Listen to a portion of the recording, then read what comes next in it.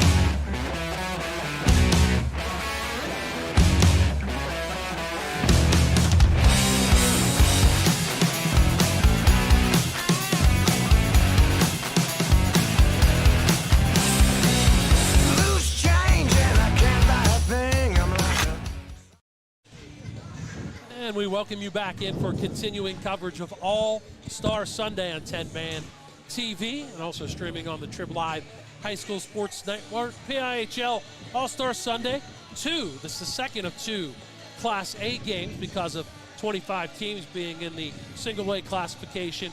2 games in the books, D2 and the Gold Division from Class A. We've got the Blue Division on tap here in Class A in game number 3. Matt Mandrak, Kevin Zomanski, Bob Orquist, the 3-man crew transfers over. We didn't change our positions, just what we're doing in this game. Threw me off a little bit there. You guys are going to stay on the on wing instead of switching to the off wing like you would for the power play. Kevin, you're still the man in the middle regardless of our roles here. I'm still the distributor in the middle, the playmaking center. 12 teams in the Blue Division, 13 in the Gold Division. Blue Division is out there. Let's go to PA announcer Austin McLean. He'll take you through the starting of lineups and the national win.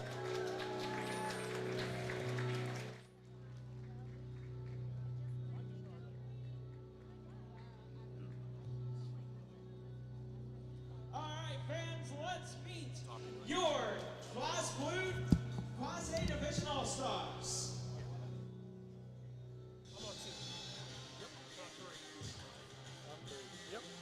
Introducing first, Team Black.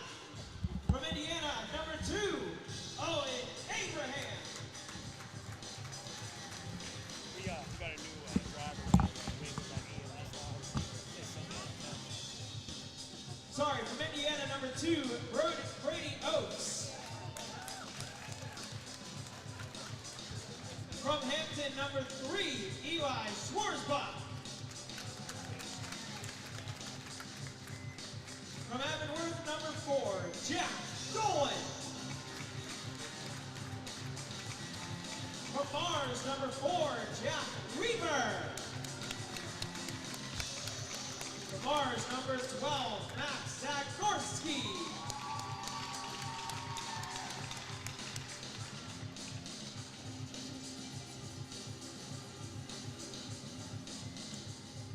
From Mars, number 18, Ben Bowser.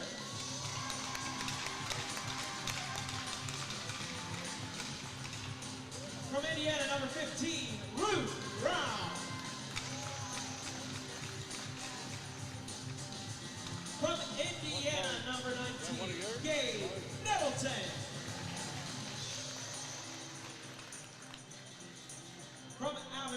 number 20, Cooper Powell.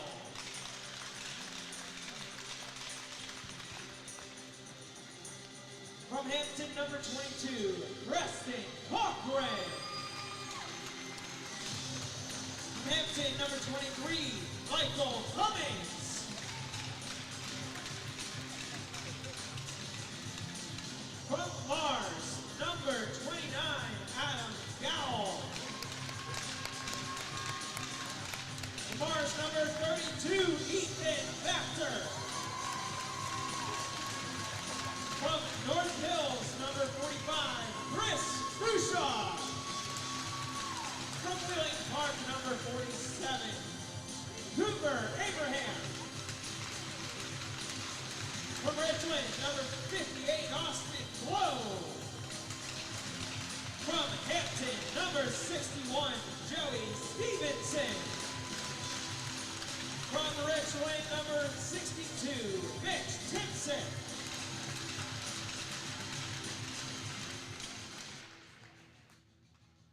From Avonworth, number 78, Austin Zetkovsky.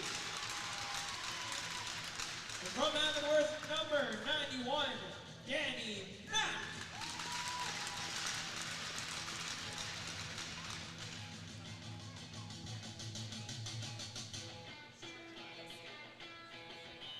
Coaches for Team Black is Cody Black from Mars. Assistant coaches, Chris Cinciano from Avonworth and Steve Rakovic from Indiana. That is Team Black. Now introducing Team Irving. From North Catholic, number 4, Ryder Graff.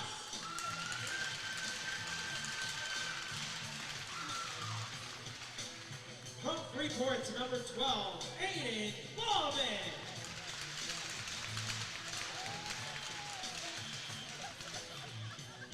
From North Catholic, number 13, Anthony Neely. From Mars, number 15, Jack Turch.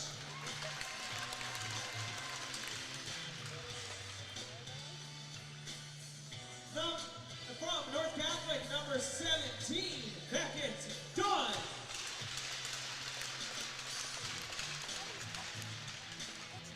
From Moon, number 28, Tyler Ziegler.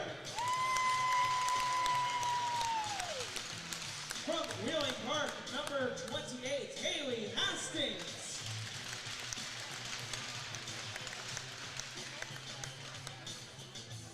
From Butler, number 33, Anthony Trumbat. From North Catholic, number 35, Wyatt Cleveland. From Moon, number 45, Josh Corey. From West Allegheny, number 56, Nick Hay. From Butler, number 59, Brayden Hartsock. From North Hills, number 60, Dylan Kova. From West Allegheny, number 61, John Wineland. From Avonworth, number 74, Linus Jasanowski. From Butler, number 77, Mason Huey. From North Hills, number 79, Jonathan Trosky. From West Allegheny, number 85, Brandon Twitolski. And from Moon, number 96, Eric Hartman. Head coaches for Team Urig is Kobe Urig from Moon. Assistant coaches, Jonathan Hoffman from North Catholic and Jeremy Swegman from North Hills. That is Team Urig. Tonight's referees are Mike Trago,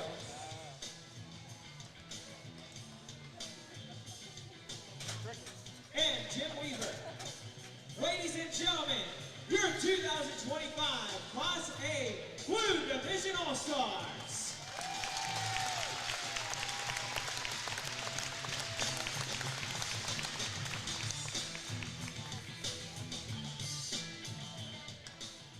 asking you please rise, your Acorn, move your hats, and direct your attention to the flags beside the scoreboard for the playing of our national anthem.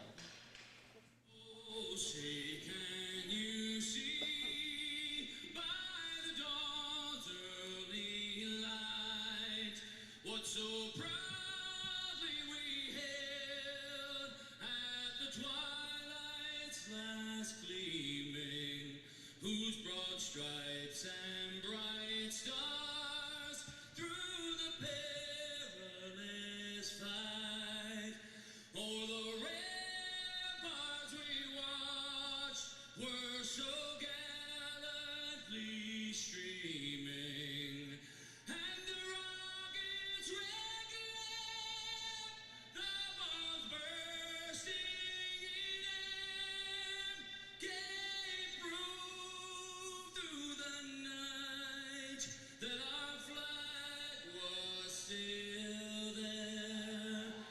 Oh, say doth that star-spangled banner yet wave o'er the land of the free and the home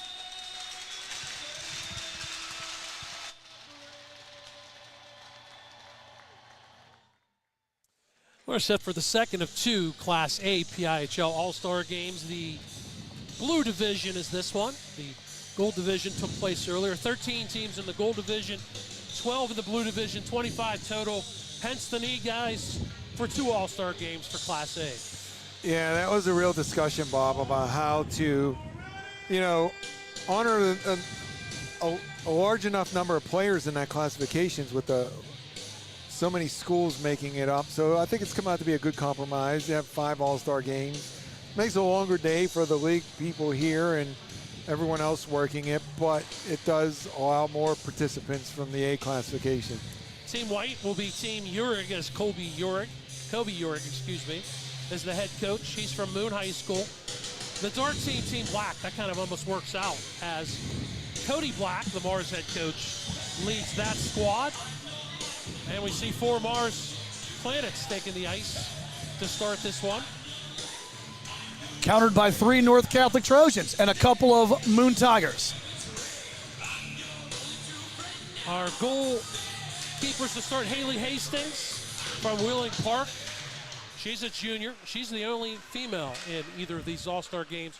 She's in the goal where the puck is to our left, and to our right on the other end is Danny Mack, the goaltender, the senior from Avonworth. Danny Mack is a 2-time All-Star.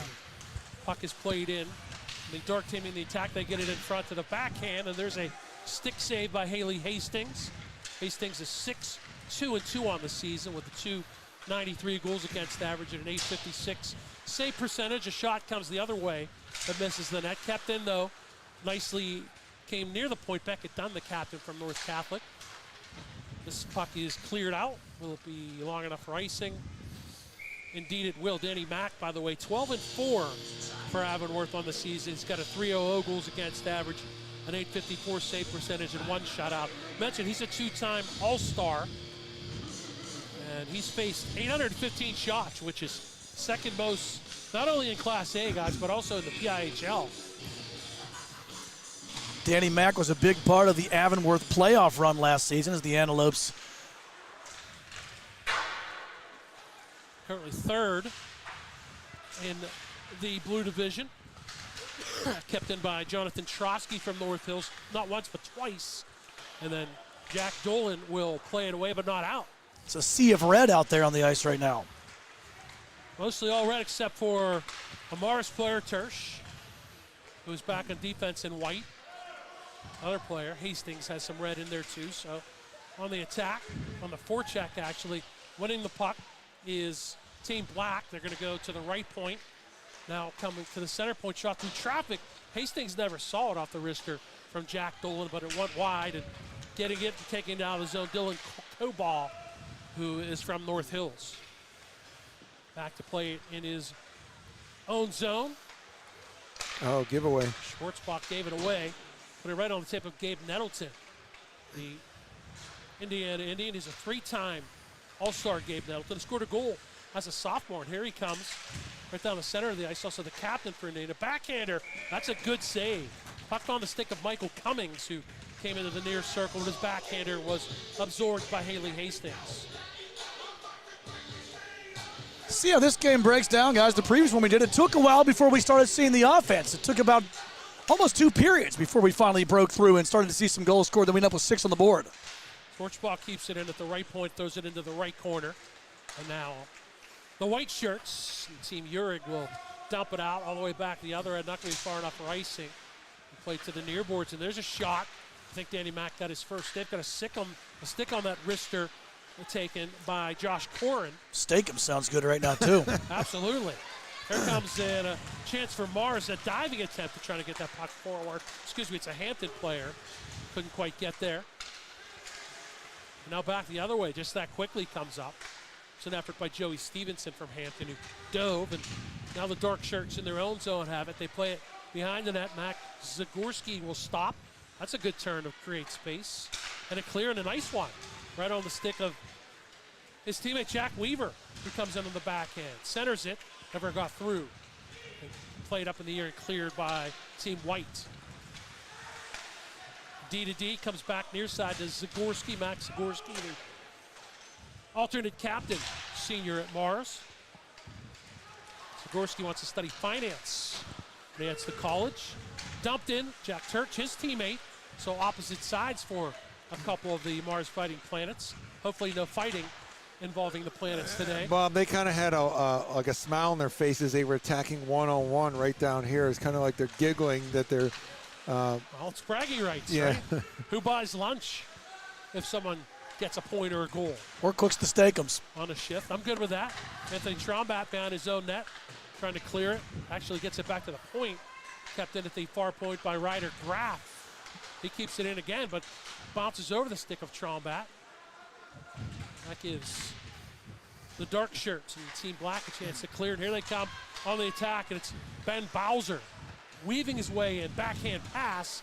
It's behind everyone. It finds the stick of Anthony Trombat. It comes the other way.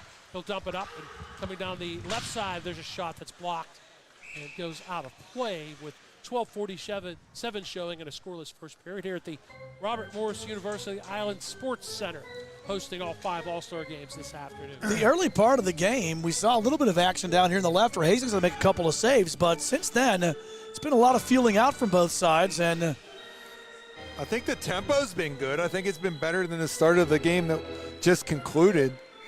They're kind of going up and down the ice, seeing some plays made. No real threatening scoring opportunities to force the goalies to make terrific saves, as we're getting some instructions to, it's the neck guard warning. It's always the neck guard warning. That's what it's been all year, yeah. It's been to reiterate, the neck guard after the unfortunate death of former Penguin Adam Johnson over playing in a professional league in England. Neck protection has been made mandatory all the way down from the ECHL level down through high school hockey. So all players must have their neck guards on at all times. It's not optional like you'll see mouthpieces stuck in the helmet here and there. Players, and that's what the referees are telling now, these guys have to have the neck guard on all times or you will be issued a penalty. To be fair, before that tragic incident, it's been a rule in this league for a long time, and now all the players are going to have to go off and go get them. There's 6. Mass exodus. Some had them on the bench, 3 from each team, so that was fair and arbitrary. We're going to take a pause. Actually, a couple of players on the ice had to go get their neck guards. This is kind of comical, actually. Well, just because it's an all-star game, Kevin, without rules, there is chaos. So they must follow the rules, and also we obviously don't want to see anybody get hurt either. They will come out, and they will put it around their wrists. They will put it around the ankles. They will put it anywhere but on their neck during warm-ups and hope that they don't have to wear them. For some reason, they just do not like to comply with an easy rule. Hayden Bauman wins the face-up down in the near corner for Braden Hartsock. It's off of his stick. Hartsock forechecking, keeps it alive. Bauman will dump it around. Hartsock from Butler, Bauman from Freeport. Puck played behind the net, and that's Braden Hartsock with it. Comes to the right corner, falls down. That's picked up there by Cooper Abraham, the Wheeling Park Patriot. And we got our first penalty, a hooking penalty. It comes early in the game. We had 1 penalty in the last game. And now we get our first one after the net guards are on and the players come back out. We'll get a power play 4 minutes and 41 seconds in for Team White. This is a penny.com power play try. Team White, Team Urick. Team Black County number 4, Jack Dolan. On the power play, Coach Urick, the head coach, Cody Black's team, trying to kill the penalty, face off in the offensive zone. And that's a win for Anthony Neely from North Catholic, but it's cleared out. Coming up the ice, clearing it away, is Austin Zadovsky from Avonworth. Old school Calgary Flames uniform color there. Trombach gains the zone, chance to set up for his teammates, and it's Turch.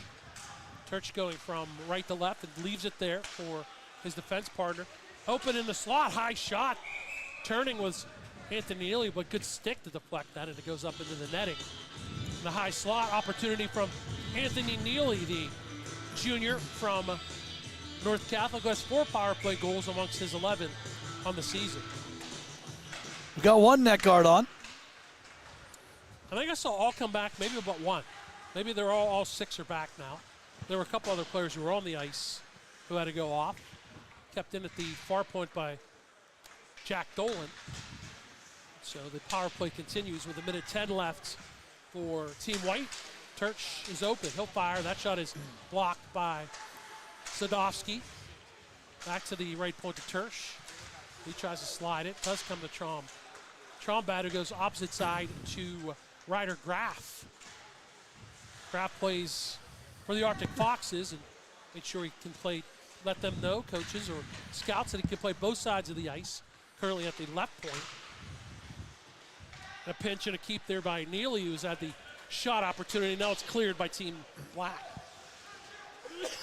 Minute and 30 seconds into this power play, and not much to show for it so far through the first 90 seconds. One shot that was blocked.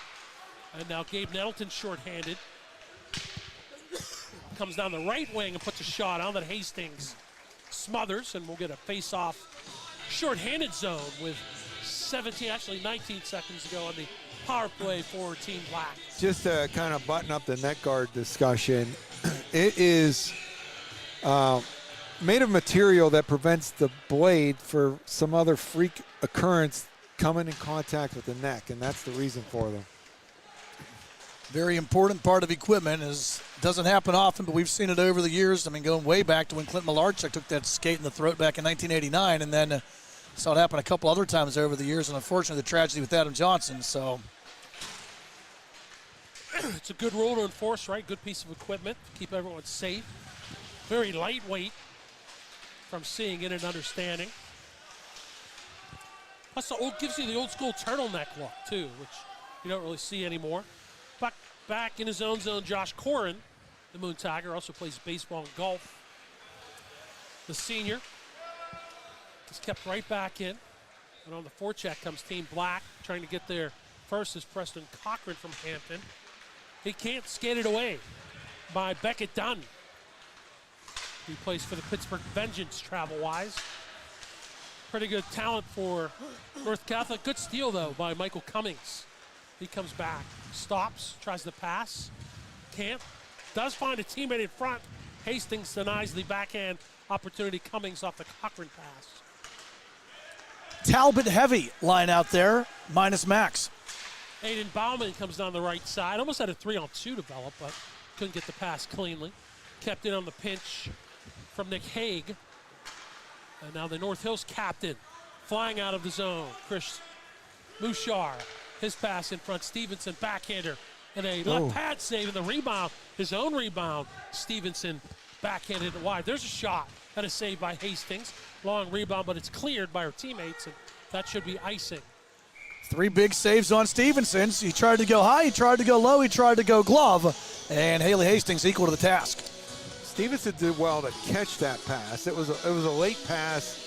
Muscar kind of threw it in tight towards his feet. He did well to catch it and still create those opportunities on goal there, but still kept off the scoreboard. No score here in the first. Ben Bowser out there, the Mars Fighting Planet, wins the draw cleanly, comes out of the zone. Kevin, you like this note? Plays for that fantastic boys lacrosse team at Mars. He's committed to play lacrosse and study finance at Maryville University in the Lou. In the where? The Lou. Matt knows what I'm talking Come about. on. You don't have any Nelly albums, Kevin? No, I don't. Well, he's from the Lou and he's proud. St. Louis, Missouri, baby. Bowser dumps it right back in. A team, Kevin, that we've seen Mars lacrosse, very successful, play many times. Yeah, it's just an amazing championship run. Is that AA program in boys lacrosse? A couple other lacrosse players, too, spread amongst these rosters. Guess it's safe to say that Kevin doesn't speak country grammar, Bob. He does not. I do not. But the skills translate. When I coached at Central, I had a lot of kids that also played lacrosse in the spring. We cover that sport and talk about it all the time. Coming down the near side, trying to gain the zone is John Wineland from West Allegheny, also playing for the Pittsburgh Predators. Cleared out and played back at center ice on the back end by Josh Corin, and he'll get it back in his own zone. As we near 7.5 to go in the first period. Their team has scored, although Neely's on the attack. Good stop move, better defensive play, and a counterattack coming from the Antelopes trio. But the pass is too far for Cooper Powell. Comes to the near corner. Neely back in his own zone. He's tied up on the near boards. And it is cleared up and out back to center ice. It'll be tracked down there by Austin Blau from Richland. Like those unis, looking a lot like the Habs. Shot deflected over top. The net, good stick work defensively by Zagorski from Mars. And here comes a 2-on-2 with Zadovsky down the left wing. Slides it through, and his teammate Powell coming down the middle. That pass did not connect. Stolen, though, back by 3-on-2. Cooper Ralston. He shoots on the 3-on-2. Hastings back to cover it up. That's another member of the trio of Avonworth players out there. Cooper Ralston, who's a 3-time All-Star and had a goal as a sophomore. Sadovsky was right there, too, and if the keeper didn't get down to dive out and cover up that rebound, 78 was looking to put that one into the net. Hastings looking calm and confident so far in this first period. Definitely the busier of the two keepers. Even though Wheeling Park is in playoff position, they cannot qualify for the Penguins Cup playoffs, being in West Virginia. Wheeling Park is currently 5th in the Blue Division. This is the Blue Division All-Star game.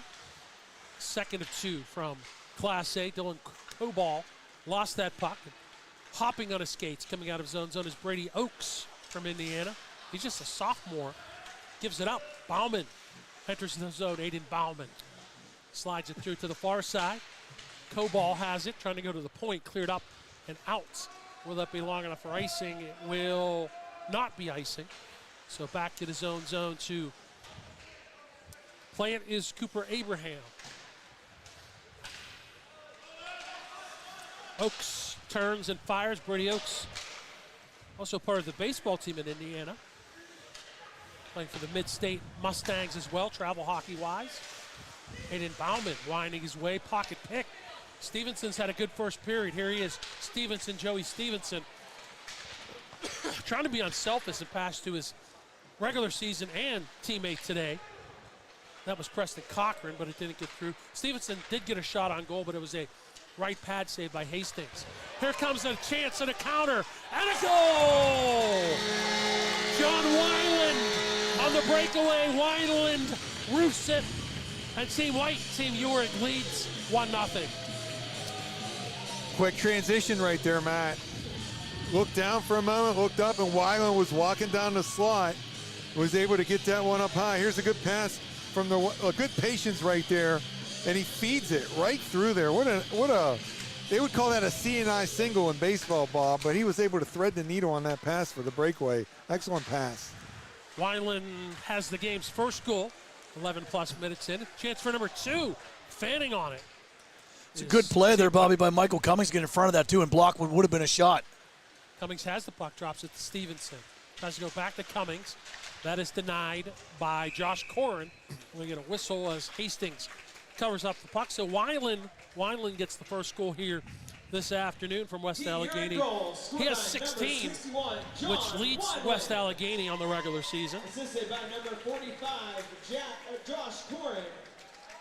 And number 56, Nick Hay. Josh Corn and Nick Hay get the assists. So the two defensemen, it was Corrin with a nice pass to Spring Wineland. And a 1-0 lead for Coach Urick's team. Here it comes again. Wineland down the left side is Offling. Mentioned 16 goals and 26 points to lead West Allegheny. Also playing for the Pittsburgh Predators. Tied for 9th in the classification. Wineland is in assists and has a goal in this all-star game here this afternoon. The junior, Jack Tersch, will skate it in. He's also part of the Mars Boys Lacrosse program and the Pittsburgh Vengeance. Got that puck on a string. Goes to the point, but it eats up his teammate Mason Huey, who has to retreat to center ice.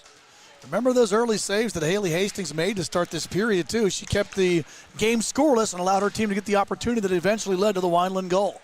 Good defensive play there by Chris Mouchard just inside his own blue line. And then Mars to Mars as Ethan Factor's this receiving Another player on penalty. that check. And Ethan Factor takes down Beckett Dunn, and it'll be the second man advantage for Team White.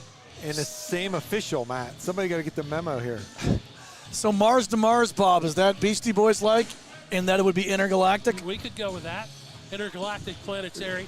Moon could get into that equation. That's it. By the way, the irony was not lost that during the pregame introductions when they introduced the officials at the end, they came out of the penalty boxes.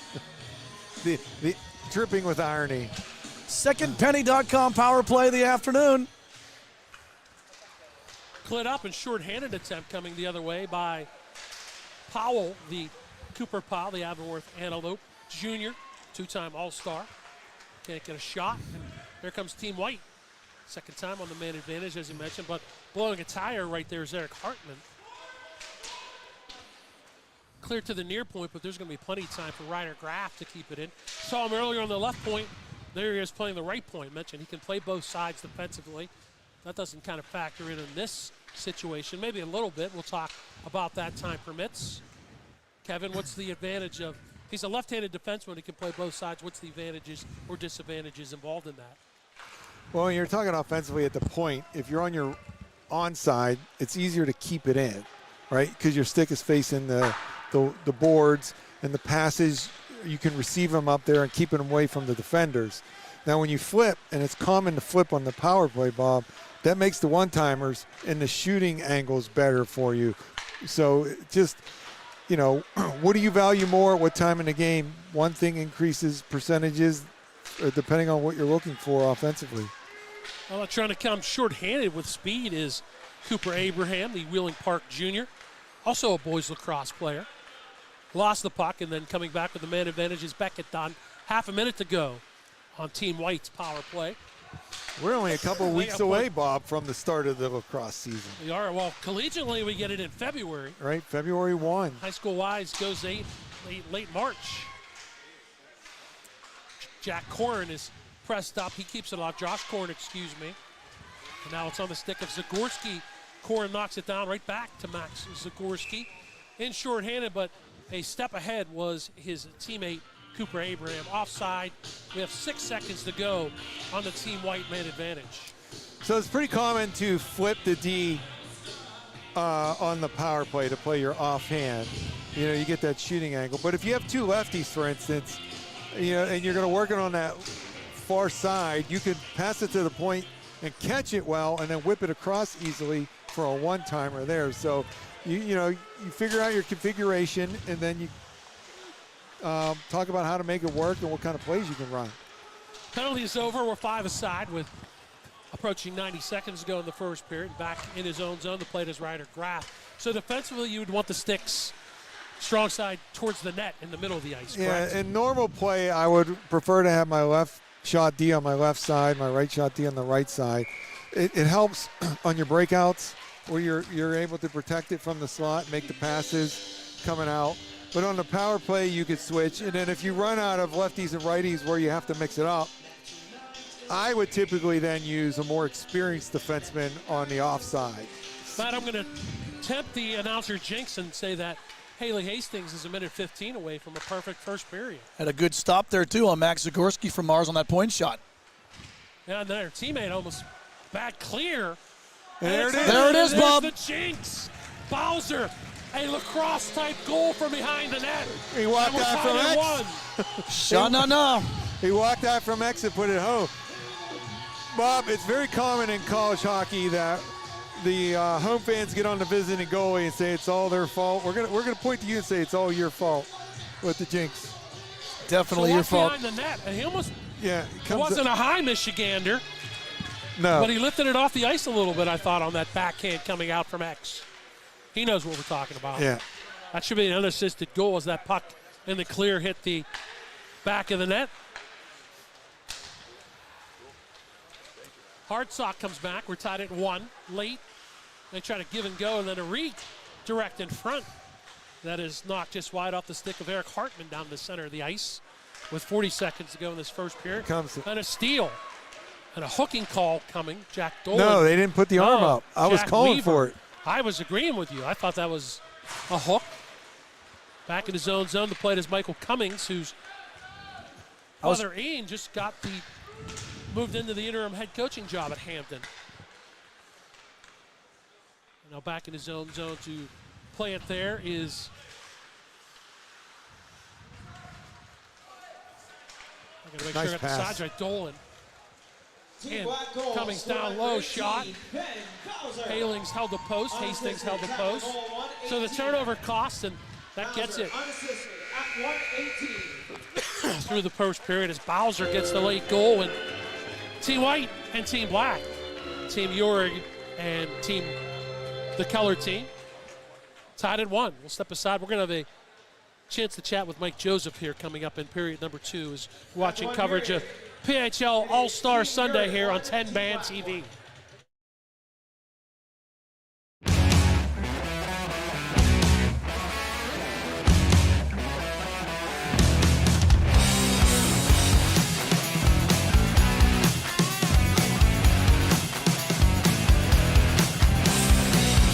Loose change and I can't buy a thing. I'm like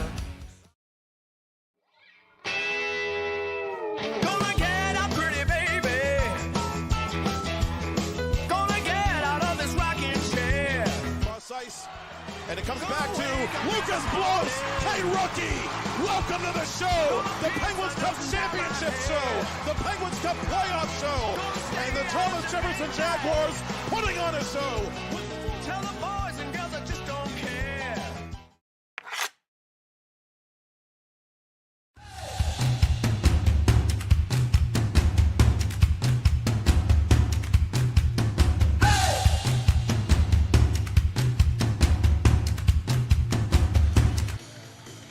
We're back at the RMU ISC. Kevin Zomanski, Bob Workris, and Mike Joseph has been kind enough to step in and join us. Mike is the head coach and general manager of the club hockey team, the ACHA team here at Robert Morris. We appreciate you taking the time not only to stop by and talk to us, Mike, but to host this great event all afternoon here on Neville Island. Thanks for stopping by.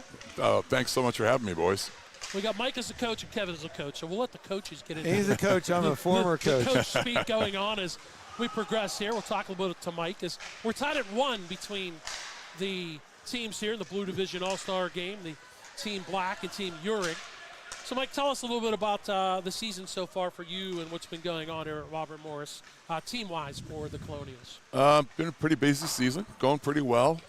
We've had a pretty tough stretch of games here. Last month or so, we've played a bunch of top 20 teams in the country, the Davenports and the Rhode Islands. Teams coming together good. We're a little banged up right now. I think I'm down like 7 guys right now to injuries. It's the ACHA hockey can be pretty physical. So for those that are unfamiliar, with the level where Mike is coaching is a non-scholarship. You know, a lot of these kids, we hear a lot of recruiting coverage in other sports here, but ACHA non-scholarship has multiple levels, Coach, and there's opportunities at many schools for some of these kids to find a place to play, to enjoy their college season, and it's well organized, right? So maybe you can kind of explain to people what exactly it is that are not familiar.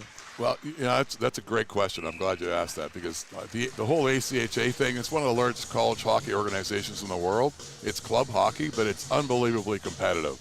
The top teams at the D1 level are arguably as good as a lot of NCAA Division I teams. And there are multiple levels within. So there's D1 hockey, D3 hockey, and we actually have a D4 team. So our school, our Morris, we rostered 4 teams this year, 3 men's teams and a women's team. We have 109 kids rostered playing hockey. And it's not all about the scholarships, eh? These kids love their hockey just as much as the scholarship players. And club hockey is an unbelievable opportunity for the kids to continue to do that while they're getting their education. There's conferences, there's playoffs, there's national tournaments. It's all that. Yeah, the whole 9 thing. We were in Dallas a couple of years ago for nationals, St. Louis for nationals. We travel all over the country playing hockey, and it's extremely competitive. It's also very physical. Tyler Ziegler now in goal for Team White. He's made a couple of saves. Adam Gowell is in goal for Team Black.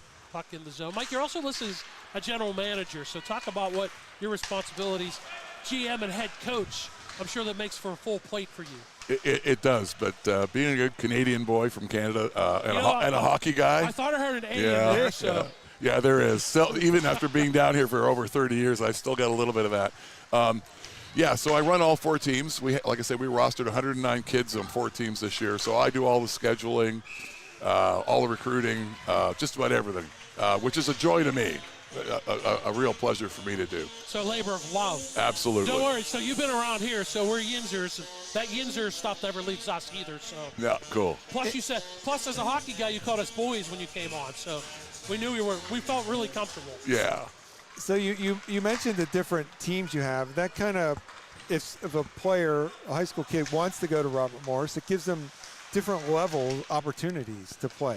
It offers a couple of advantages. One, no matter what level you want to come in and play at, there's hockey for you here in this great facility that we've been building over the years. The other good thing is, and we run it like a true program, it's very competitive.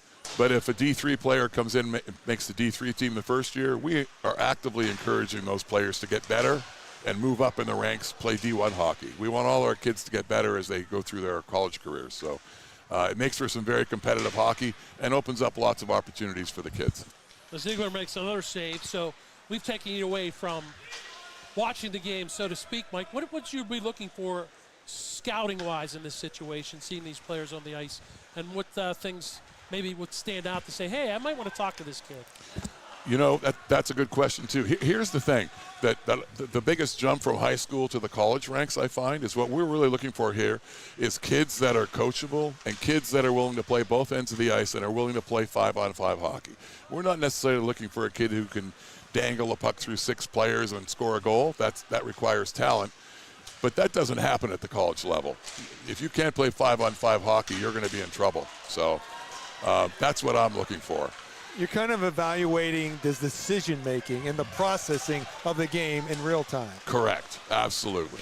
Because that's the hardest thing to teach kids. If we get them at the college level, if they don't already have some of that high IQ built in, it's very difficult to teach that. So. Well, if you're looking at a goaltender, Tyler Ziegler just had a nice scorpion-type save there for Team White to keep the game tied. Well, I'll tell you this. I'm actually looking for a few goalies this year. You can imagine with 3 men's teams, we've got like 10, 11, 12 goalies, and I'm looking for about 5 goalies right now at all levels. So, you know, I want to mention one other thing too.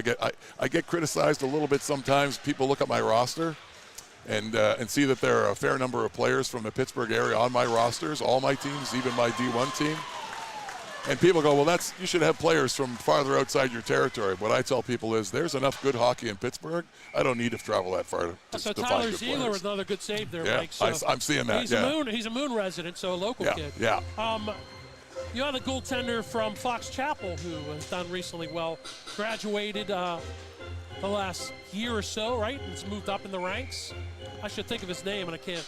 Kevin Mackey or Parker Rutherford? No, neither of those. Neither of those? Nope. Kevin asked a question, cover for your partner. Why look it up? Part of that, Coach, is the fact that, you know, you're not tapping into the schoolie recruiting budget, right? I mean, you're doing things here, so, you know, you got to go within driving distance or whatever. You're not going to spend a week in Minnesota looking for players. No, you're absolutely correct. No, we don't have that kind of budget. I wish we did, but even at that, we don't have the kind of staff. Like, I don't have separate recruiters running around the country. I do most of the recruiting. Although if you take a look up on the Hat Trick Club right now, there's 3 or 4 of my coaches are up there helping with the recruiting here today. Those are actually my D3 and my D4 head coaches, so they're actively looking for players here. You drew the short straw to talk to us. It was Chad Veltri, by the way. Yeah. The tie-in I wanted to say is Chad Veltri's from Fox Chapel, so he's a local kid. So there are opportunities for local kids at RMU. Absolutely, and absolutely there are. We hold a series of prospect skates throughout the summer, starting in March, where the kids can come out for an hour and a half, skate with some of the existing players, see where they'd fit into the program. But yeah, we look heavily at Pittsburgh players. Some of my best teams, some of my best players have been Pittsburgh players. I remember, Bob, starting my coaching tenure way back after graduating from Duquesne. It would have been around 94. I would spend all day like this at the All-Star games and just try to pull aside as many kids as I could and talk about, promote the program.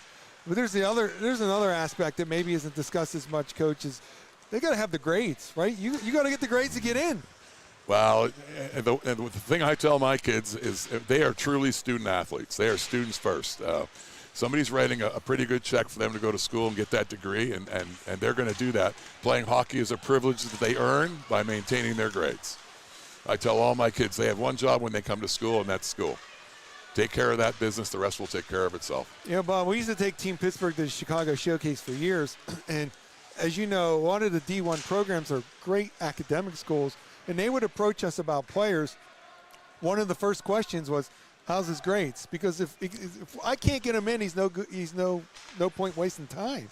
And that was always one of the early questions they would ask us. Yeah, because they are student athletes. Yeah. And there's nothing more disappointing than getting a star athlete into a school and then they fail out after their first or second year because they're not really truly interested in the school part of it. They just wanted to play hockey. So I make sure that my recruits and the parents understand they're going to get an education if they come here. They're also going to play some really competitive hockey for 4 or 5 years.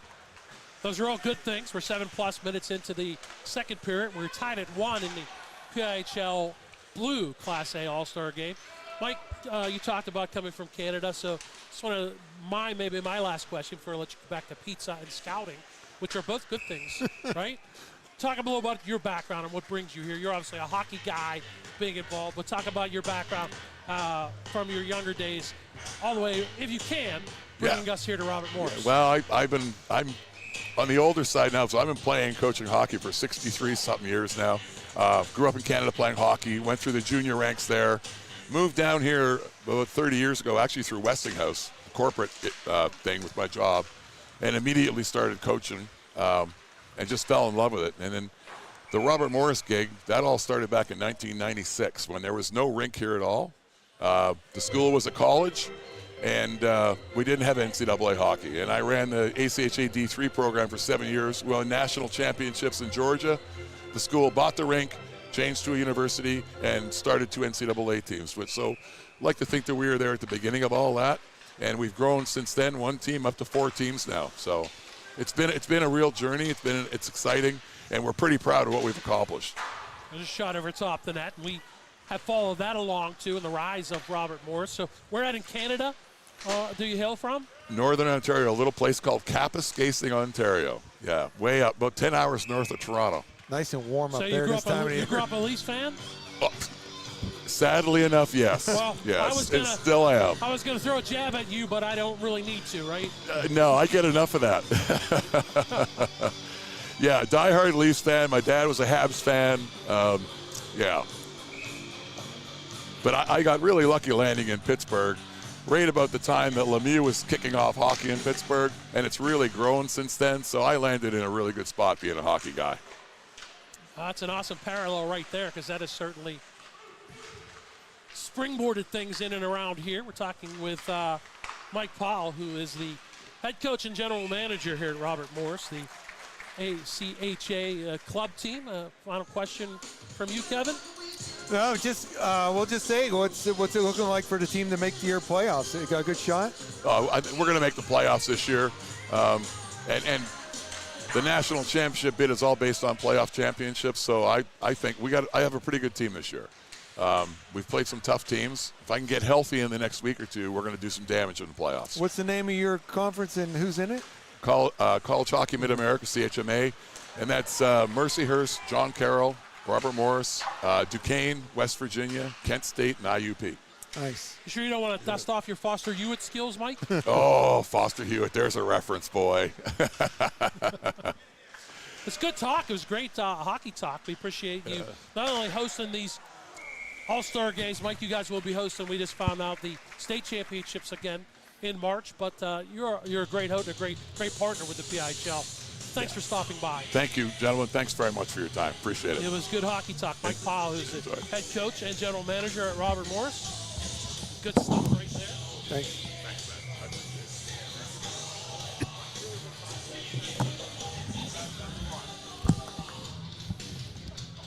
We bring it back in, Matt Vandrak. I am not. You were good. I am not from Canada. Eh? Nor do I coach hockey. But you will drink a Labatt's occasionally. Once or twice, maybe. He did spend some time in West Virginia in his formative years. So Yeah. if you want to talk to Matt, if you're from Wheeling Park or Wheeling Catholic or any of those teams. And he does spend some time at the Naylor games. Yeah, I spent my college years in Morgantown, though. A little different than the Ohio Valley, but yeah. I'll be at some Nailers games. Maybe they can get that Labatt on the Frosty Friday menu instead of Natty Ice. And in a blocker save made on a shot by Anthony Neely.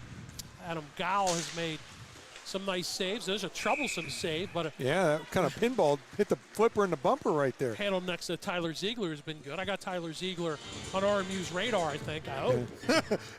He's gonna have to. You're gonna be like the NL. You're gonna be the runner, the NLL guy. A good chat. We had a good You conversation. trying to work on with recruiting Mike Powell. commission, Bob? I'm commission free. Just want to see these kids go next level. That's all. Speaking of Nailers, Mike they just said- lost their All-Star goalie there, Matt. They Got promoted. They lost one, but Taylor Gauthier, who was the ECHL goalie of the year, is still there between the pipes at West Banco. He did not play last night in that 7-1 shellacking they took against Kansas City. There comes Team Black, Jim Black's team. Tied at 1. Stevenson tried to, I'm not sure he's trying to shoot that or pass it. It almost worked as a tic-tac-toe play. Bauman comes the other way, drops it back too far for his teammate Neely. And it's cleared up back to the defense. Corrin goes D to D. Corrin plays it over to Mason Huey. Well, Bob, usually these All-Star games have a lot more scoring. Coming Stevenson, good wrister high slot that goes over top. We were scoreless through the first period in the previous Class A game. This one, 1-1 after one, and We stay at 1-1. And we ended up with 6 on the board in the last game, but one was an ENG. And this one here, as we're approaching the final third of the second period, only 2 on the board. And 2 of those goals of the 6 in the last game, Matt, came within around the final 3 minutes. So the offense was harder to come by, or at least it took a while to come by. Certainly did. There's a shot that's blocked by Corrin. We'll slide it to Bauman, who has to reach behind, but a good job by Aiden Bauman. Gets a shot, save. He got the pass over to Beckett down the save. Aiden Bauman, just 5 goals, 8 assists, 13 points, which ties for the team lead at Freeport. Last year, 14 goals and 24 points to lead the Yellow Jackets as a sophomore. And there's the shot by Beckett Dunn, who is tied for 7th in assists. He leads North Catholic, Beckett Dunn, in goals, assists, and points. There's the second time, Bob, that the Avonworth Antelopes have tried to run a set play from their own zone. The last time they got close with a slight touch right at the center dot, almost on a fast break, and they tried to run it again where the center went it back to the D. If you're Hartman in the wing here on the left side, you gotta get in front of the guy trying to streak. Is one back to Jack Dolan, who will skate it up. Here's another Avonworth Antelope. He wants to go end-to-end, and he does. They got on Ziegler, not sure he made a save. Got it in front. Zitowski's there, it's loose, and it's tapped in. And the Avonworth players convert, and it's a 2-1 lead for Team Black. It was Connor Ralston. Tapped home by Connor Ralston. Found that loose puck. It was all started, Kevin and Matt, by the great rush from behind his own net by Jack Dolan. Yeah, you saw that Dolan centering pass right there, and it got into the wash right in the blue paint between the legs of Ziegler. He couldn't find it. It was loose, and Ralston was able to spot it, reach in, and tap home the easy one. for Team Dark here for Coach Cody Black. It looked like Ralston had the chance. We get the announcement for the goal first. Ralston, assisted by number 78, Austin Zadovsky, and number 4, Jack Dolan. All Lopes. Time of the goal, 5:25. Avonworth all around. But it looked like, to me, that Ziegler, Kevin, never recovered from that poke check attempt. He poke checked the first one, but got his stick kind of stuck, and that gave the follow try for Ralston to bury it.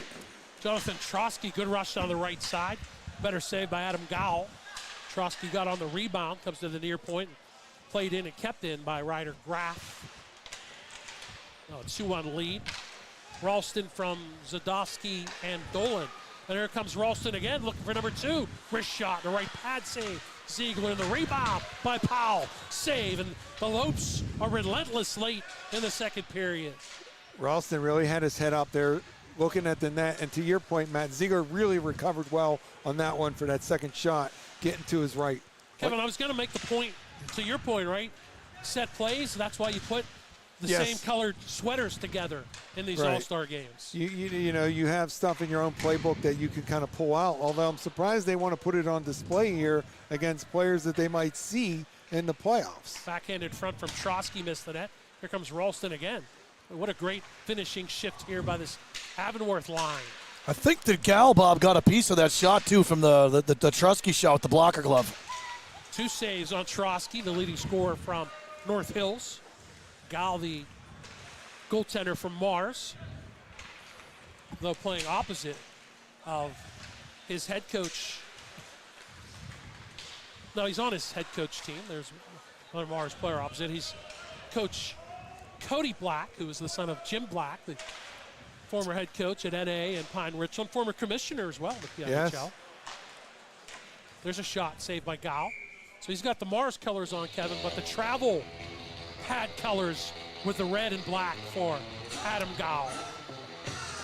He does. Those are Pittsburgh Vengeance colors. I believe they are Vengeance. 3:16 to go here, second period.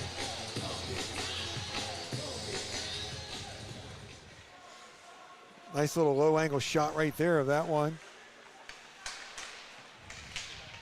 He's in Team White zone. Now it comes out. It's forced out of the zone. Braden Hardsock from Butler plays travel hockey for the Pittsburgh Arrows. That's cleared up and in his zone to play Mason Huey, also on the Arrows. Another Butler, home tornado. Counterattack, drop pass. And they better serve to shoot that as they try to drop past the Wineland, who does have a goal in this game. Goal scorers have been Cooper Ralston and Ben Bowser for Team Black. John Weiland has the only goal for Team Urig. It's deflected through center ice, and Mason Huey, the junior, will play it in his own zone. It's off the stick of Oaks. I thought it was off the stick, but it's going to be icing with 2:18 left in the second period. A 2-1 lead in this one for Cody Black's team here in the second PIHL All-Star game, the Blue Division All-Star game. With this game, and it's kind of followed the same pattern as the game we had, the Gold Division game. First period was kind of slow. Second period, the team started to find a little more chemistry. So somebody we're going to be in for a barn burn in the third, provided that Bob doesn't curse the next goaltender who steps into the net. Sorry, my apologies are out there officially to Haley Hastings. I threw the announcer jinx. I got through game one with no jinx. Kevin took the heat in game one.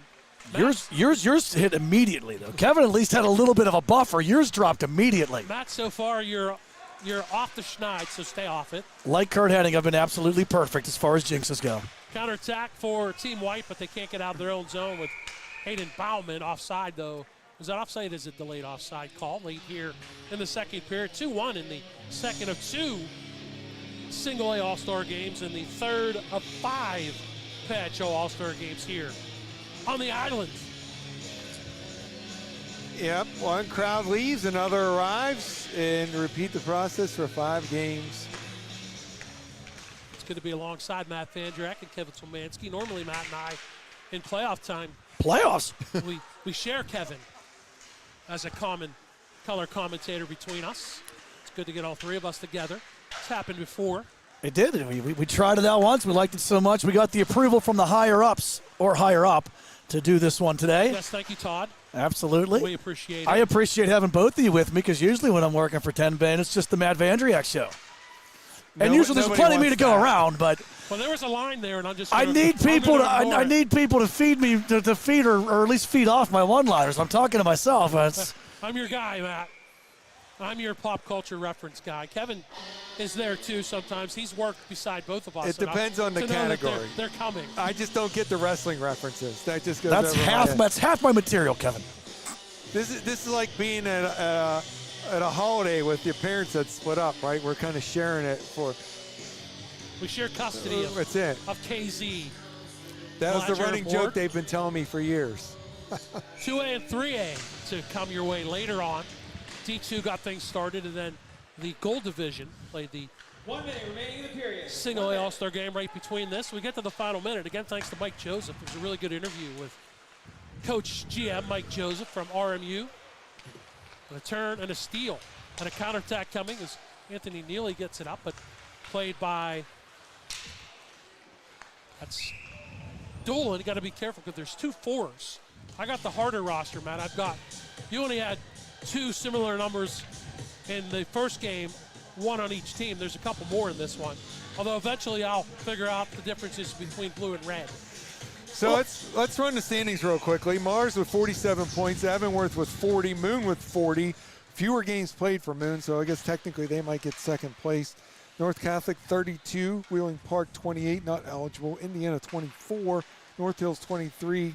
That would be your playoff qualifiers, and after that is the line of demarcation. West A 17 and Hampton with 15. Kevin, you mentioned that the standings there too. That pesky points percentage, we saw that come into play last year with Shaler and Indiana in the A playoffs, where we thought that Shaler was going to get the bye, but it ended up being Indiana due to the points percentage. Yes. Cochran with a steal and a turn here late. Preston Cochran in front. Stevenson was one-on-one with Ziegler, but he chipped it wide on the near post. As the buzzer sounds, that ends the second period after 2 in the varsity A All-Star game. It is Team Black, Cody Black's team, leading Team Uric by a score of 2-1. Quick break. Third period comes your way next on 10 Band TV and Trib HSSN.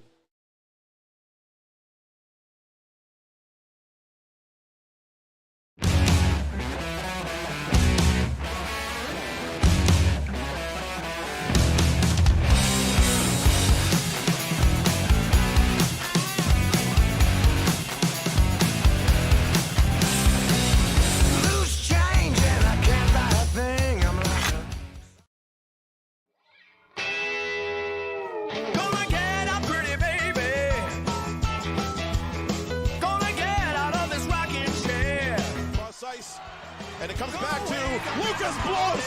Hey, rookie, welcome to the show, the Penguins Cup Championship show, the Penguins Cup Playoff show, and the Thomas Jefferson Jaguars putting on a show. Tell the boys and girls I just don't care.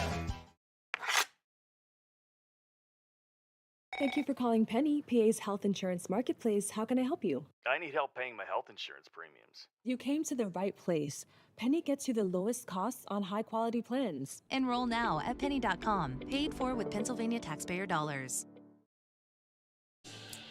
We're back for the third period. Gets us 2 new goaltenders in this one. Why? Cleveland from North Catholic in the goal to our left, wearing the white shirt, wearing the red and black in the goal to the other. And Luke Rowe, he's got great numbers from Indiana. He's in the goal to our right. 2-1 lead for Cody Black's team here in the second of 2 PIHL Class A All-Star games with Matt Vandrak, Kevin Zomansky, and Bob Orquist. Here's a turn by Weiland, who has Weiland the only goal for Coach Uric's team. Couldn't get an opportunity there early in this third period. No ice cuts normally in the regular season. We'd get an ice cut between. Here it's 2 and 3. We got a goal and a 3-1 lead. It's the Avonworth contingent again. It's goal number 2 for Connor Ralston and a 3-1 lead for Team Black. Late arriving, Bob, as the third forward in the zone. It was a good pass back, and he sniped him. Ralston with 24 goals on the season, 25 assists, 49 points. And you see the red jerseys right there. the center drive, Bob, the middle drive, taking the defenseman back, creating that space to pass it behind, and it was a good pass to Ralston. I think we're going to have Sadowski with another assist. And I think Powell's going to get the other, so it's going to be triple Avonworth again. Did we mention putting the same colored jerseys together? I might have heard that, but I think Sweaters, that... right? Put the sweaters together. Oh, it's not Ralston. Number 78, Austin Zadowski. I thought it was Ralston. It was Ralston. It was Ralston. Powell got an assist. Sadowski got an assist. Ralston got the goal. I've missed assists before, but I'm pretty sure I usually get the shooter right. That gets me on the that on the was soapbox. Ralston. Yes. So I thought Let's talk about. That was number 27. So we were correct. There we go. There's the correction on the Hey, we announcement. can't get the three. When the top guys, the three-man advantage is on. plus it. between the three of us, we have terrible eyesight, but I figured we would at least been able to figure out who it was. Well, I was trying to add up our eyesight together. It came out to 20/20. Turns out that was just our IQs. I'll be back later. He'll be here all I'll be back weekend, later ladies on and tonight, gentlemen. Ladies and gentlemen. 2-drink minimum. 3-1 lead for Cody Black's team. 2 for Ralston. By the way, Connor Ralston now has 3 goals as a 3-time All-Star. Scored 1 as a sophomore and 2 tonight so far as a senior. You did the deep dive. I did. Oh, man. Well, my son was sick Friday night, so he didn't play his JV basketball game, so I had some extra time. So I did deep dive into That's why we get that's why we like to get the assignments out early, Bob, so you can bring your A game. Love it. Abraham comes in down the left wing, Cooper Abraham. And that puck played off his stick. Trombat trying to get there. Schwartzball, the Hampton Talbot, also a lacrosse player, clears it away. But in the near side of Cooper Abraham trying to find it there. He plays boys lacrosse for Wheeling Park, leads the Patriots with 14 assists. You were deep diving on lacrosse stats. Across state lines at that. Well, listen, if you put things on Twitter, now called X, right, or Max Preps, anywhere out there, that's what the key is, folks. We don't want your opinions. I cleaned that out. I was going to throw some adjectives. I just left it as opinions. We'd like to see that stat line at the top, right? If you play multiple sports, put your GPA there. That's what coaches are looking for as well.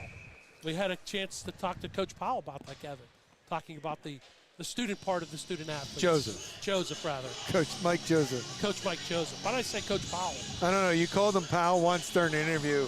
I was hoping he didn't catch it. Luke Rao with a good glove save there and let this offensive zone face-off play before we do this. But the next point I want to talk about, and Bob, you mentioned it, is that the goaltenders have been tremendous and have great stats for all of the teams involved. That's something that Brett Kiesel mentioned. I mean, he had the interview on with him between games about how strong the goaltending is in this single-A classification. Luke Rao, 6 with 7 wins in Class A, 6 with a .920 save percentage. He's a 3-time All-Star. And his role model, goaltending-wise, the Flower. Got a right toe on that save. It's a good role model. Deflection. I was going to guess Tristan Jari.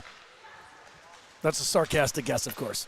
Did we mention new goalies in the third period? I'm not sure. I did when we came on. Okay, good. Backhand in front, and there's a save by Cleveland, who is also a 3-time All-Star. So we got 2 3-time All-Star goaltenders here in period number 3 in Class A. Trying to come out of zone. Zone is co-ball for North Hills. I got a comment, and I'm going to talk about North Hills here in a second with you guys. Is coming down on the backhand with Ethan Vactor, but could get a shot on the net. Zagorski trying to keep it in. Max Zagorski does. Vactor's in. Oh, good stick late. Puck bounces up with its glove. 2 years ago, North Hills, one of the top teams in Class A. This is the relegation, quote unquote, in PIHL. They were undefeated going in the playoffs. They get upset.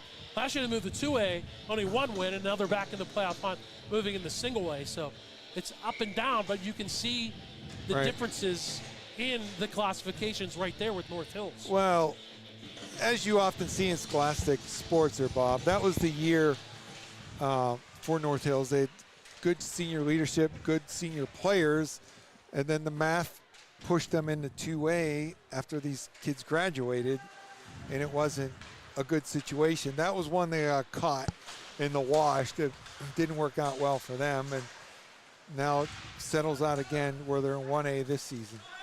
I'm not putting that out there either to be critical of the PIHL. I really think that they've got the formula as close as possible to being good.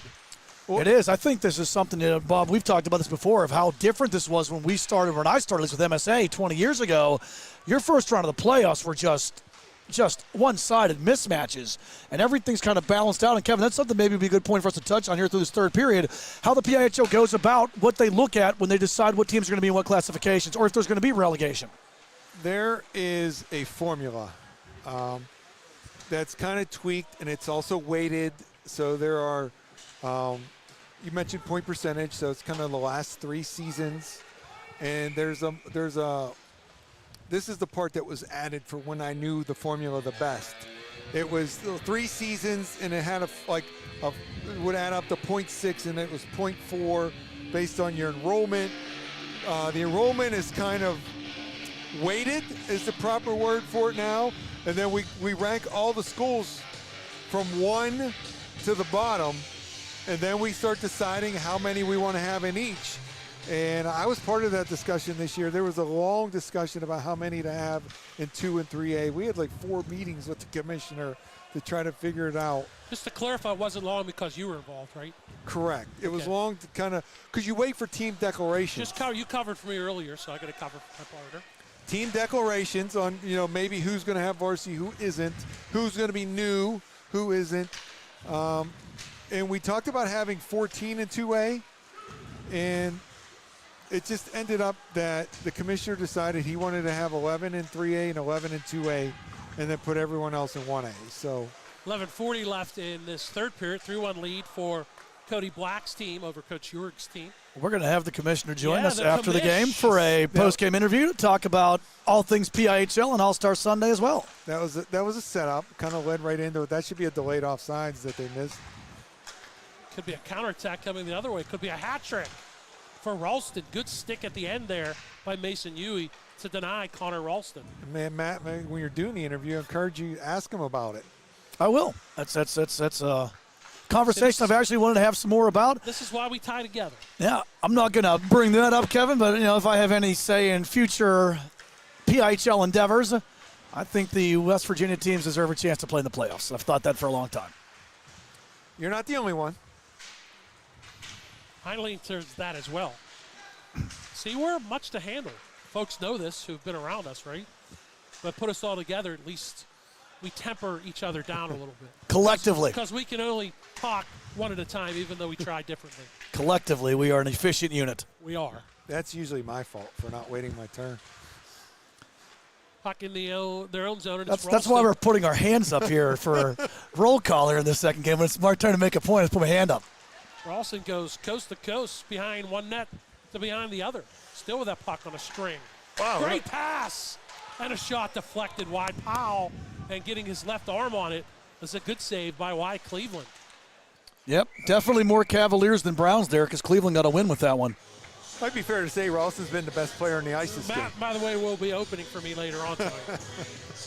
No doubt. That's Gwen Stefani. That's because familiarity with his teammates. That was a great pass, right corner to left post from Ralston to Powell. Having worked with a new coach this year, he's on the bench tonight.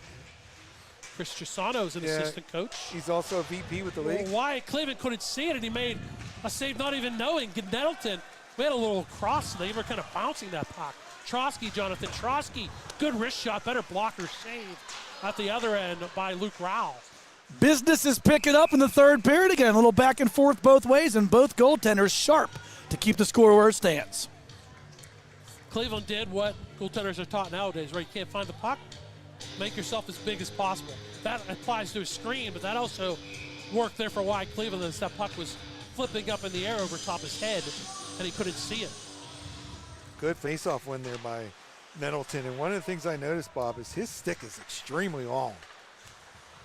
Number 19 in black. Is that the Nikolai Ehler stick? Another blocker save. By Tremendous reference, by the way. You're welcome. Out of the zone. Mitch Timsick from Richland. He dropped pass and a trailer and a glove save. Zagorski, the defense, trailing, and a better leather flashing save by Wyatt Cleveland. Cleveland making sure the Rivers weren't burning with that stop. Maybe I'll be opening for Matt later on tonight. If you want Cleveland or Philadelphia material, I'm your guy. Zagorski with a nice trailing wrist shot, the defenseman. But a better save by Cleveland. It keeps it 3-1. Cody Black's team.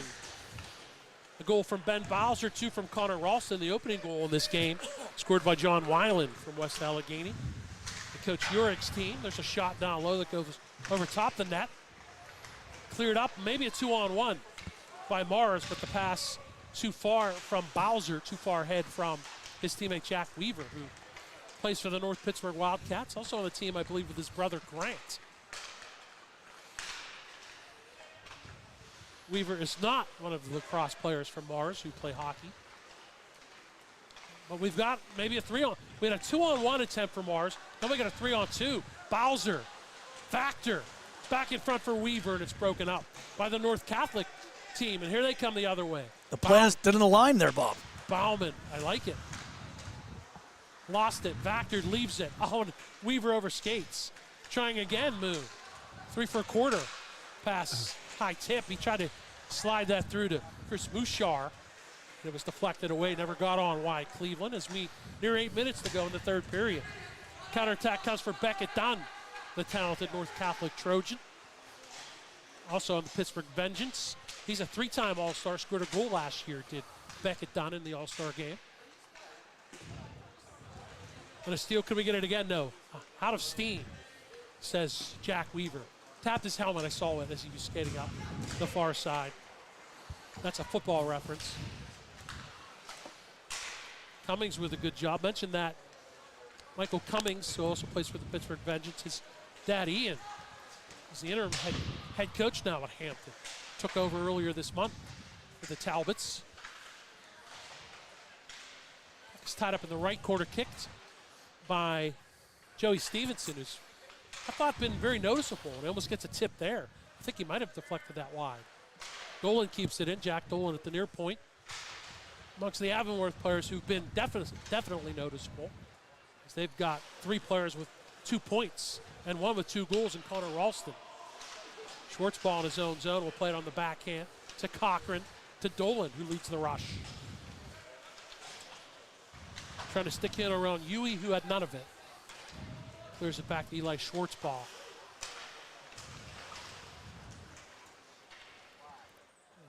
Morgan Huey back in his own zone will play it. Mason Huey, excuse me. 4 goals and 12 points. Pretty good production from the back line. Net's off.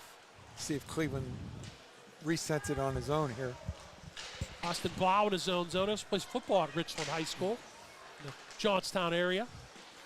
Cambria County represented. Yeah, they returned to the league a few years ago. In front, Stevenson fires. Absorbed by Cleveland. Yeah, they were gone for 14 years, Richland, before returning in 23. I think it was a combination 24. of maybe they didn't have the players, and then they got organized. They were in there's another league out that way, and then they decided they wanted to return here, put in an application. Yeah, I can't think of the name of the league, Kevin, but that's where a lot of the teams from like Central Pennsylvania, like the Cambria, Blair County areas where State College moved up to as well. Choose not to share it at this point. We're not going to promote their league on this league's All-Star Day. Fair enough. Blau in his own zone. Switalski steals, fires. Never got through. Blocked in front by Zadowski, I believe. We learned about new leagues last year with Greensburg-Salem as well. Cleared up and squirting out of the zone for Team Black, Cody Black's team, and the colored jerseys, the dark jerseys. They've got a 3-1 lead. Team White, coached by Kobe Urick. Used to be the Roads, are now the homes in the league, and I wish they'd go back, right? In the NHL, I wish they would. In the NHL, because you see the different color schemes when they come to visit. Oh, that's a good right toe save by Cleveland on a slapper from the right point. And we tried to pick it up, Bob. Ralston tried to pick that one up. Also, back in the day, they used to have blue and white, and they would just have their jerseys would be different numbers.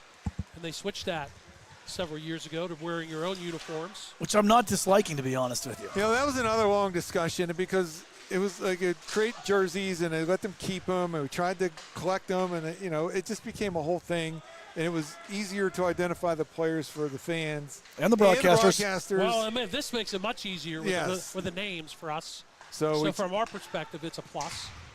So it Another just blocker helped. saved by Luke Rowell. It helped you guys call the games, which was not the big discussion. It helped the fans. Why was it not? And then it helped the costs. Why was it not, Mr. Liaison? Because I can ask the commissioners right behind you. I had to keep my credibility to not speak for the broadcasters while we kid Kevin because we can. He's certainly used to it by now. 4:45 to go, third period, a 3-1 lead for the team in the dark jerseys, coached by Cody Black.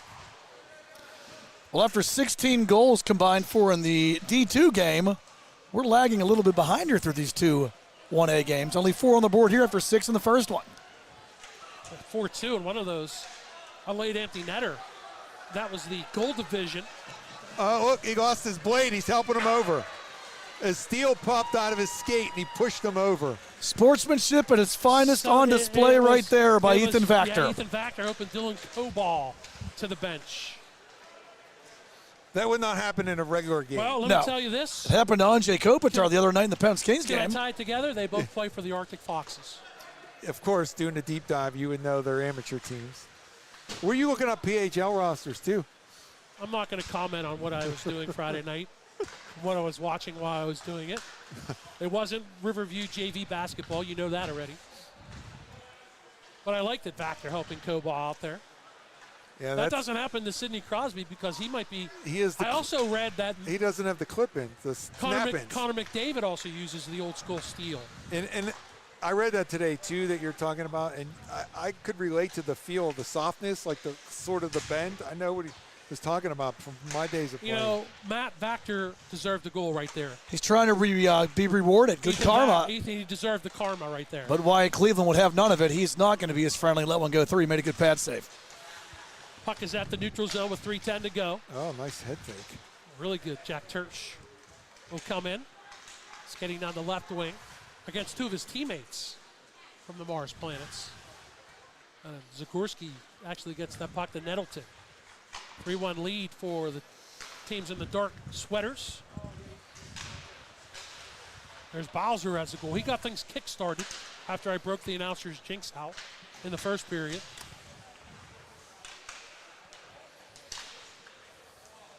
Bowser, good job on that puck over on the right wing boards. Gets it to the right point. Cleveland, an easy save. Looking like a shortstop or first baseman on the bouncer off the stick of Jack Dolan.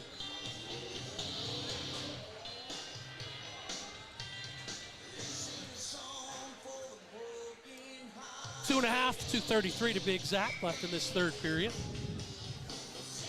Third of 5 All-Star games, second of the 2 Class A games. Matt Vandrek, Kevin Zomanski, and myself, Bob Workwas, on all those. Hope you've been enjoying it. We enjoyed bringing it to you. We provide a lot of useless side effects. See, but if you pay attention, then your families were like, where did you get this trivia? And that's why my family keeps me around, to truth be told. Counterattack for Beckett Dunn. Trailing by 2. He's going to draw a penalty. That's got to be a slash. It sounded like a slash. That's the third penalty call from the same official.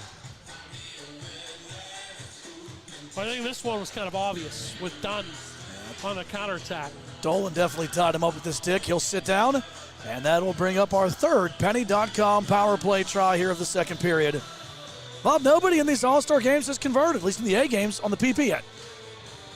We got 2:04 in 2 minutes. Would you pull White Cleveland at some point, Coach Kev?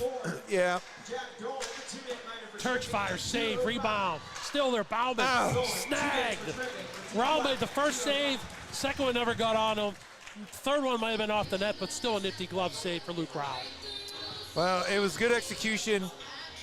A pass from below the goal line to the point. They shifted the defenders down, created that space up high for the shot opportunity for Turch. Trying to get it out of the zone, but couldn't, was Joey Stevenson. This is where you get Cleveland right now. You got control, you got it down low. He's just hanging with his arm across the crossbar. Huey center point. Blocker save. Raul's made 4 blocker saves in this third period. This is where Cleveland should be slamming his stick on the ice and taking a few strides out, yelling at the bench. I'm sure regular season-wise that would have been discussed already. Turch plays catch with Huey center point. Fans. Short-handed. Joey Stevenson. 2-on-0. It's actually a 2-on-0 with the Hampton Talbots. Stevenson to the backhand, and Cleveland denies, and then Cleveland lost his pad. We saw a skate blade, and it's no left leg pad for Wyatt Cleveland. That's a first for me. Yeah, that's a first for me. I don't know if we get a chance if we could run that again, but here it's going to come up here, Kevin. What a good play by Cummings. No, it's after. The delay is a little less now from the first game, Bob, because there's fewer people here. But Cummings was on the 2-on-1 with Stevenson, and he didn't worry about the puck. He put his path in front of the first back checker, which became like an obstacle. Very heads-up, smart play. And a good save by Cleveland, and then loses the pillow. Okay, so they're playing this. I'm going to ask this question I just heard someone pose recently, because you guys are both musical guys. Van Halen, Sammy Hagar, David Lee Roth. Van Hagar all the way. I'm going to outvote Matt. I go with David Lee Roth. A bigger catalog, a more dynamic frontman until he got goofy later in his life. I'm always going to be pro Van Hagar. Listen, I do like Van Hagar. Let me just put that out there as well. Puck played away, cleared away. Cleveland not only doesn't come off the ice, Kevin, but had to get redressed on the ice. And then henceforth, Coach Jurg would say, listen, if he's not in there, it's 4-1. Maybe he should do it right now. Hartsock in with 36 seconds, and that's a save. Upper body save by Luke Rowell. Well, you might have had another player to keep possession in there, too, so you can't just assume that they're going to get that 2-on-0. Oh! In front score, Switalski.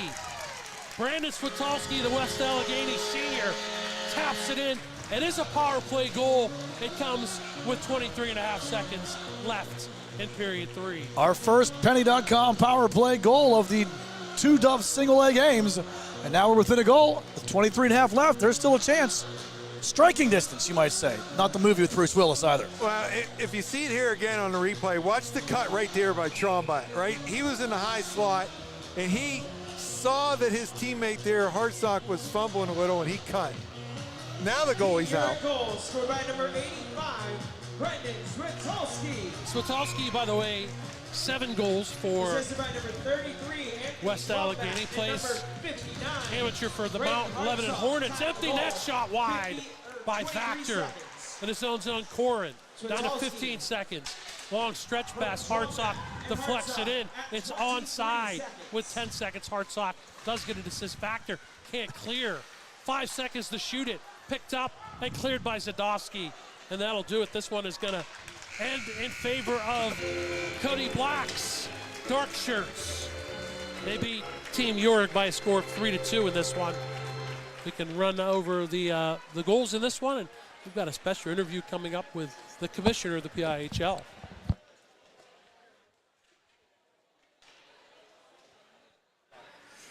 All right, here we go, Bob. Let's run the scoring very quickly before Matt brings the commissioner in. It's going to be John Weiland from Josh Corin and Nick Haig on the first goal in the first period, 11:42 mark. Then it was Ben Balser unassisted at the 15:53 mark for the goal for the blue team.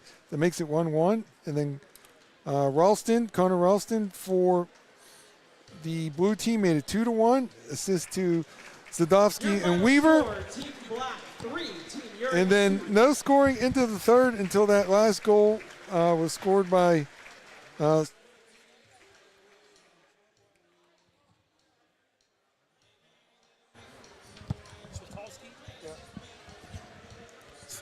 just wanted to get a chance to tell you guys, great to work with you, Matt and Kevin. That was fun. And great job by Todd and everyone at 10-Man and Jess and Dylan as well from HSSN. And I will truly turn it over to a higher power for this interview. But hope you enjoy coverage of the second of the 2 PIHL All-Star games. And jumping in to join us here on a post-game interview is PIHL Commissioner Tom Halliburka. Commish, thanks for joining us. No, thanks for having me. I appreciate it very much. Let's talk a little bit about All-Star Sunday. This has become an event, and it's really grown a lot over the years. And kind of what goes into making this happen, and how much, how do you guys make this become such a successful event? Well, depending on how much time you have, I can get into the nuts and bolts, but it takes it's a concerted effort by the staff here at the PIHL, a very talented, very dedicated staff. who put all these things together, from getting the ice to getting the sweatshirts, the awards, putting an ever-changing roster together, which is quite a task. Finding the kids or finding the players, conversing with the representatives from the teams, and all those things. It's quite an undertaking. It's a wonderful event. The players walk in, these young students, these athletes that come in here to play. They walk in, they have a smile on their face, they're greeted by smiles. Coaches, fans, everyone's enthusiastic. A lot of kids from different programs, arms around each other, taking pictures together, playing together, scattered lines.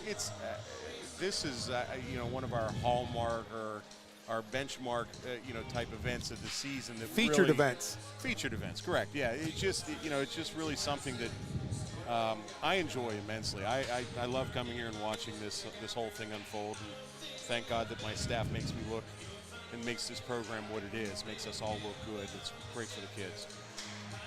I've had the pleasure of covering high school hockey around here in Western PA for 20 years now. It's my 20th season, and the growth and the way this league has improved has been exponential recently. Just the competitiveness in the playoffs and the quality of the games.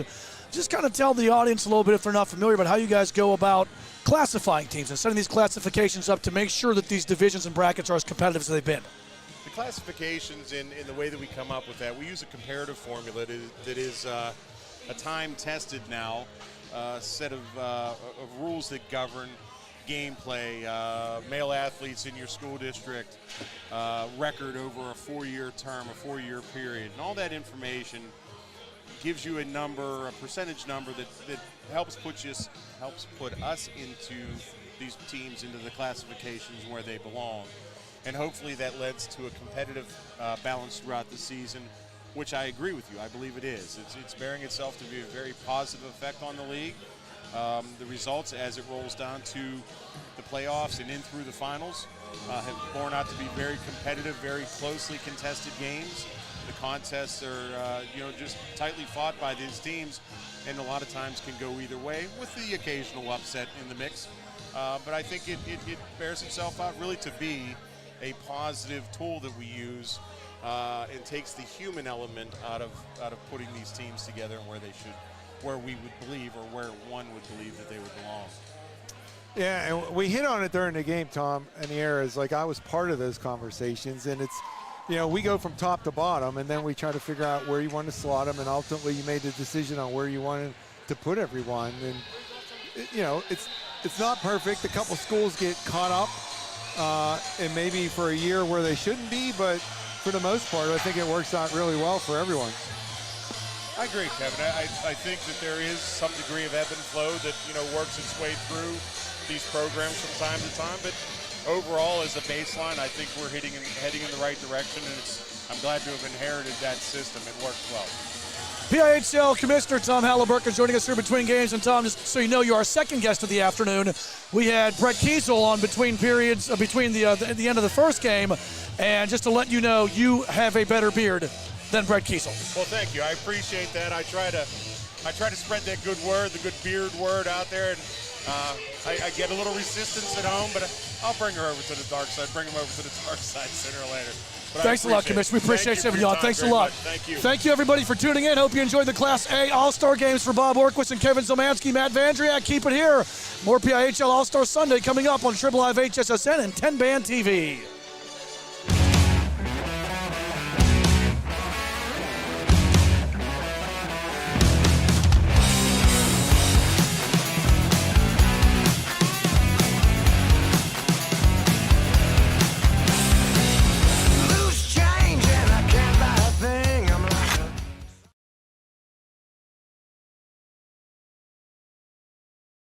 Stevenson did get a shot on goal, but it was a right pad save by Hastings.